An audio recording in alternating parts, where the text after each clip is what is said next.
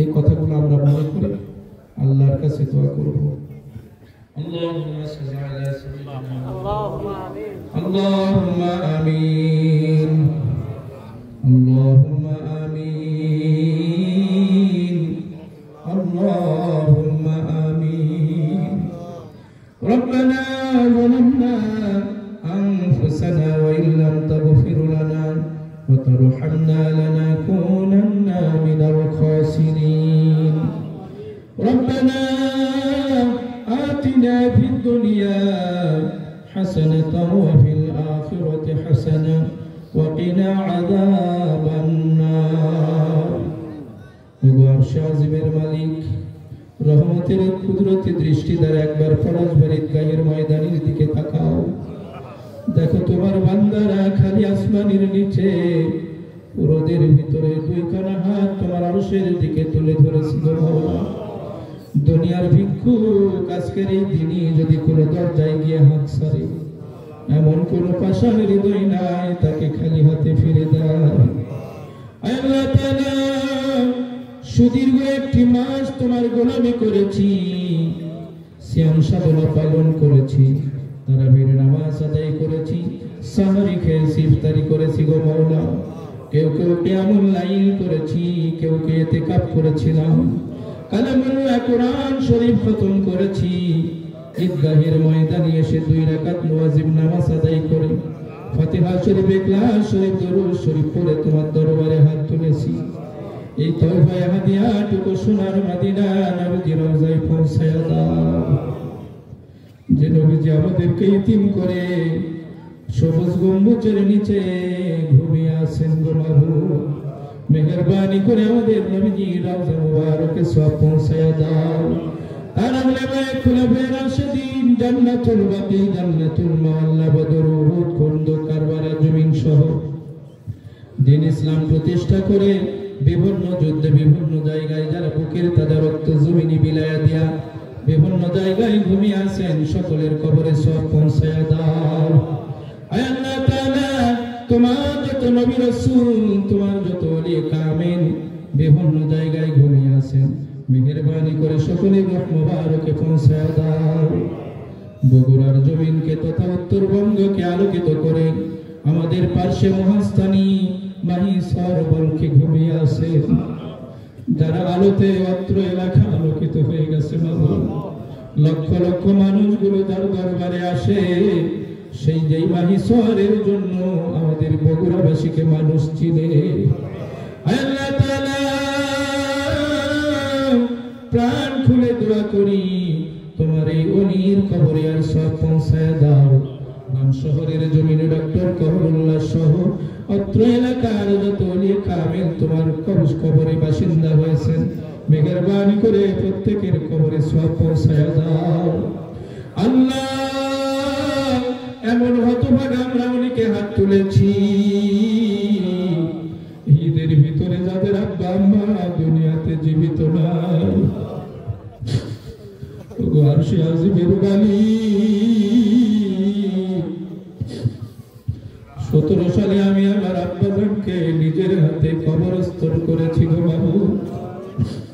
24 সালের জানুয়ারিকে মা জননীকে কবরে শোয়া দিয়েছি।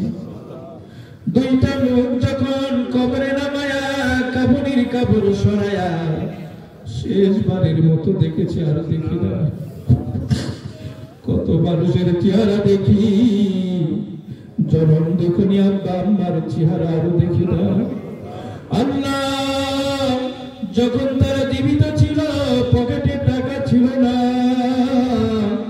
খেদমত করতে পারতাম না। এখন কতজনকে কত টাকা দিয়ে দেই, কত পকেটে টাকা। আমাদের জনম দেখুনি আব্বা আম্মা যে জীবিত নাই। রব্বুল আলামিন যে মানুষগুলো ঈদের দিন সুন্দর জামা নিজে না পরে আমাদেরকে পরাইতেন, মা জননীদের দিন কত ভোরে উঠতে জিজ্ঞেস করতাম, মা তুমি কি খাবা না? ভাইরা হাত তুলে দোয়া করেন, অভাবীরা আজ থেকে তাদের যে কি অবস্থা বলতে পারি।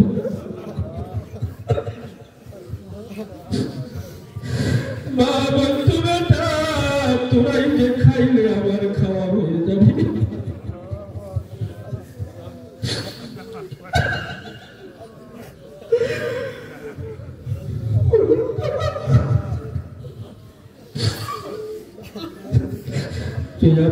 আমাদেরকে নতুন জামা পরাইয়া দিয়া কিনা দিয়ে পুরাতন জামাগুলো ইস্ত্রি করে ঈদের দিন বের করে পড়তে জিজ্ঞেস করেন করলে বলতো বেটারে তোমাদের একটুগুলো কিনে টাকা শেষ হয়ে গেছে। আল্লাহ আব্বা জানকে আমরা কবরের মাটিতে শোয়া দিয়েছি গো মাহবুব। আমাদের আব্বা আম্মার কবরগুলো জান্নাতের বাগান বানায় দাও রব্বুল আলামিন। তাদের খেদমত আমরা যত সাধ্য করতে পারি না, এই জন্য কিয়ামতের দিন আমাদেরকে তুমি আসামির কাঠগড়ায় দাঁড় করাইও না। তাদের আব্বা আম্মা জীবিত আছে, খেদমত করে জান্নাতের ভাগী হওয়ার তৌফিক দিয়ে দাও আল্লাহ। তাদের শারীরিক সুস্থতা দান করো, বড় নিয়ামত থেকে আমাদের কাউকে তুমি মাহরুম করে দিও না রব্বুল আলামিন। একবার তাকায় দেখো এই মানুষগুলো একটি মাস তোমার গোলামি করেছি, তুমি না বলেছো তোমার রাসূলের মাধ্যম দিয়ে ফেরেশতাদেরকে জিজ্ঞেস করো ফেরেশতারা যে শ্রমিক তার পুরোপুরি কাজ করেছে তার প্রতিদান কি। আল্লাহ তোমার ফেরেশতারা বলেছিল তাদের মজুরি পুরোপুরি দিয়ে দাও, তুমি না বলে ঈদগাহের ময়দানে তোমাদের দোয়া কবুল করে নিব, তোমাদের গুনাহ মাফ করে দিব, তোমাদের গুনাহগুলোকে নেকির দ্বারা পূরণ করে দিব। ও আরশ আজিমের মালিক তোমার কুদরতি পায়ে পড়েছি আমরা। আজকের ঈদগাহের ময়দান থেকে দোয়া করে আমাদেরকে তুমি খালি হাতে ফিরাইও না, আমাদের সকলের জিন্দেগির গুনাহগুলো মাফ করে দাও। একদিন মৃত্যু এসে যাবে, পাড়া প্রতিবেশীর কাছে ফোনে আলাপ হয়ে যাবে, উপকার নাই। একজন আর একজনকে ফোনে বলবে অমুক গ্রামের অমুক দুনিয়াতে আর না। কেউ যাবে কাফনের কাপড় কিনতে, কেউ যাবে কবর খনন করতে। ও আরশ আজিমের মালিক আমি লক্ষ্য করে দেখেছি যারাই বড় আপনজন ছিল তারাই যে আমার খাটুনি বহন করবে। যাদেরকে আমি অত্যন্ত কাছের লোক মনে করতাম, ইমাম সাহেব বলে এই ব্যক্তির সঙ্গে কার বেশি সম্পর্ক সে কবরে নামবে। আল্লাহ আমাদেরকে তারাই যে নামায়া কাফনের কাপড় সরায়া শেষবারের মতো কেবলামুখী করে দিয়া কবর থেকে লাফ দিয়ে উঠবে। আরশ আজিমের মালিক 29টি রোজার একটা রোজার বদৌলতে হলে তুমি আমাদেরকে ওই সময় মাফ করে দিও। তোমার নবীজি বলেছে রায়হান নামক দরজা দিয়া জান্নাতীরা জান্নাতে যাবে। আমরা পারি না সঠিকভাবে পালন করতে। ওই রায়হান নামক দরজা দিয়ে জান্নাতে ঢোকার সৌভাগ্য থেকে আমাদের কাউকে বঞ্চিত করো না আল্লাহ। সবাই মাওলারে ডাকেন, আজকের ডাকের জবাব আল্লাহ দিবে। আল্লাহ 1 মিনিট সময় দিলাম, নিজের মনের দোয়াগুলো আল্লাহকে বলে। বাইরে আগামী বছর এই মাঠ হয়তো আর পাবো না, মাওলাকে বলেন কার কি সমস্যা, আল্লাহ আজকে শুনবে।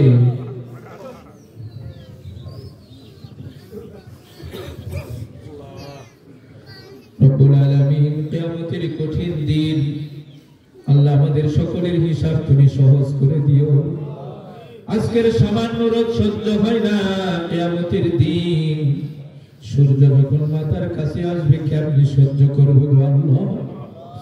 সব শ্রেণীর ব্যক্তিকে তুমি আরশের ছায়া দিবা, আমাদেরকে সেখান থেকে মাহরুম করিও না। রব্বুল আলামিন বানা বাইতান ফিল জান্নাহ জান্নাতে আমাদের জন্য একটা ঘর বানায়া দাও, আমাদের জন্য একটা ঘর বানায়া দাও, আমাদের জন্য জান্নাতে একটা ঘর বানায়া দাও। রব্বুল আলামিন, তোমার বান্দাদের কার কি মনের আশা আকাঙ্ক্ষা তুমি মাওলা জানো, তা পূরণ করে দাও। আমাদের ছেলে মেয়েদেরকে আমাদের জন্য চক্ষু শীতলকারী বানায়া দাও। ছেলে মেয়ে নিয়ে অনেকে অশান্তিতে আছে মাওলা, আমাদের ছেলে মেয়েগুলো আমাদের জন্য চক্ষু শীতলকারী বানায়া দাও। আল্লাহ, যারা বেকার রয়েছে রিজিকের ব্যবস্থা করে দাও। ক্ষেত খামার যারা করে, ব্যবসা বাণিজ্য চাকরি বাকরি যারা করে, যে যে কর্মে নিয়োজিত সেই কর্মে তুমি আমাদেরকে বরকত দান করো। হালাল রুজি রোজগারের পথকে তুমি প্রশস্ত করে দাও। অনেকে হাত তুলেছেন শারীরিকভাবে অসুস্থ, এই মানুষগুলোকে তুমি সুস্থতা দান করো। রব্বুল আলামিন, আমাদের সকলের মনের কোঠায় নেক দোয়াগুলোকে তুমি কবুল আর মঞ্জুর করে নাও।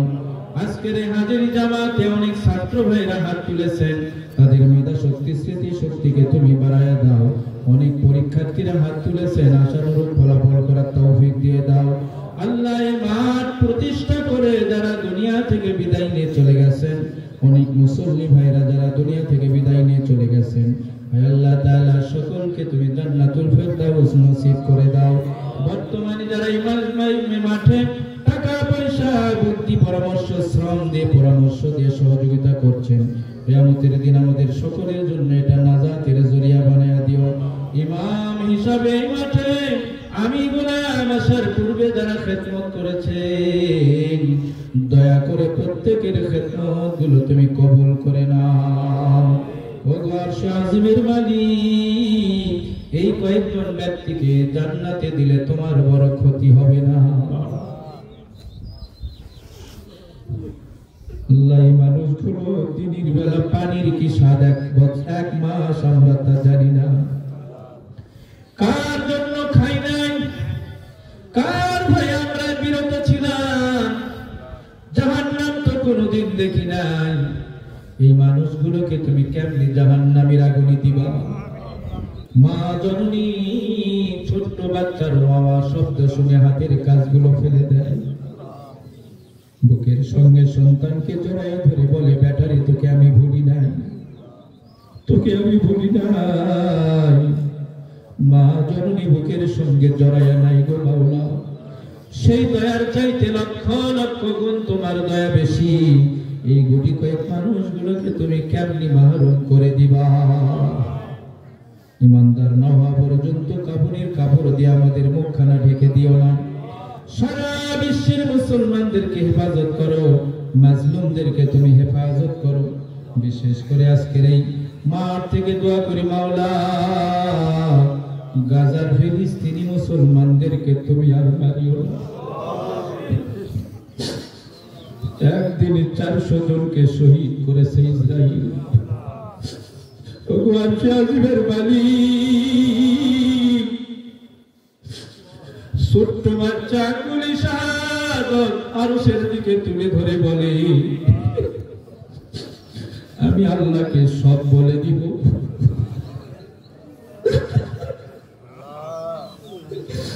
জিজ্ঞেস করা হলো, বাবা তুমি কি বলবা? ছেলেটি বলে, আমি একজন মাসুম সন্তান, আমার সঙ্গে তোমরা যে আচরণ করেছিস করতেছ আমি আল্লাহ বলে দিব। আল্লাহ তারা এতই ক্ষুধার্ত, ঘাস গাছের পাতা চেবি চেবে খায়, এদের জন্য তুমি সারা মাওলা আর সাহায্যকারী কেউ না। ভাইরে কাঁদেন, ভাইরে কাঁদেন, এক ফোঁটা পানি যদি আজকের এই ঈদগাহের ময়দানে আল্লাহর হয়ে ফেলতে পারেন, জাহান্নামের আগুন নিভাতে সাগর পরিমাণ পানি লাগে না। চোখের এক ফোঁটা পানি জাহান্নামের আগুন নিভাতে সক্ষম। আল্লাহ ربنا تقبل منا إنك أنت السميع العليم وتب علينا إنك أنت التواب الرحيم ربنا اغفر لي ولوالدي وللمؤمنين يوم يقوم الحساب সবাই জবান খুলে পড়ুন রব্বিরহামহুমা কামা রব্বায়ানি ارحمهما كما ربياني صغيرا رب ارحمهما كما ربياني صغيرا صلى الله تعالى على خير خلقه محمد وعلى آله وصحبه أجمعين برحمتك يا